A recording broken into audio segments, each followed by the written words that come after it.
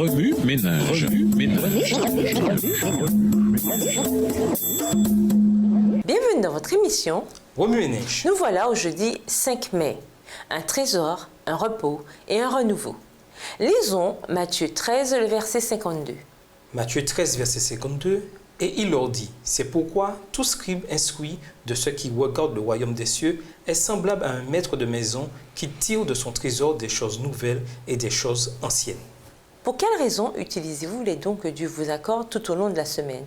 Et de quelle façon les utilisez-vous? Je parle ici tout spécialement du jour du sabbat. Notre monde est devenu un champ de bataille du temps. Certains sont en proie à une inquiétude constante. D'autres ont peur d'arriver en retard au travail. Des étudiants sont anxieux, rien qu'en pensant aux fameux examens qu'ils doivent réussir pour obtenir leur diplôme.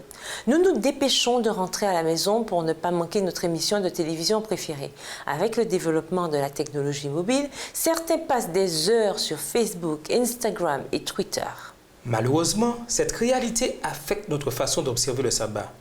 Tout comme les pharisiens alourdissaient le sabbat avec une grande quantité de règles, parfois dignes de sens, de même, nous alourdissons nos sabbats avec une si grande succession d'activités que nous oublions pourquoi Dieu nous a donné ce saint jour avant tout.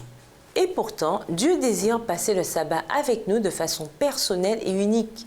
L'aurions-nous oublié? Souvent, nos sabbats sont remplis de tâches, toutes saintes et belles.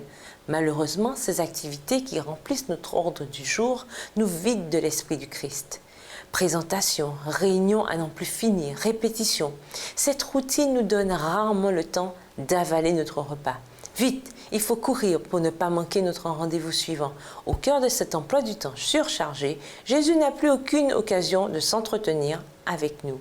Cette citation est tirée du livre 365 Lives, 365 vies, écrit par Milton Bettencourt. Qu'est-ce qu'un saint délice? Quand on parle du sabbat, la véritable définition du délice, c'est avoir une rencontre avec Dieu par la prière, l'étude de la Bible, les visites rendues aux nécessiteux, la contemplation des merveilles de la création divine et le partage des bénédictions divines avec ceux qui en ont moins que nous. Le sabbat cesse d'être un fardeau lorsque nous commençons à le passer en compagnie de notre Père Céleste, à l'exemple de Jésus. Par la grâce, obéissons comme le Seigneur au commandement de Dieu, y compris au 4e, non comme un devoir, mais comme un don qui nous est présenté dans l'amour. Remue ménage, le sabbat est-il devenu un fardeau pour vous? Si oui, pourquoi? Et que pouvez-vous faire à cet égard? À part ce que nous avons déjà mentionné, que pouvons-nous faire pour profiter du sabbat?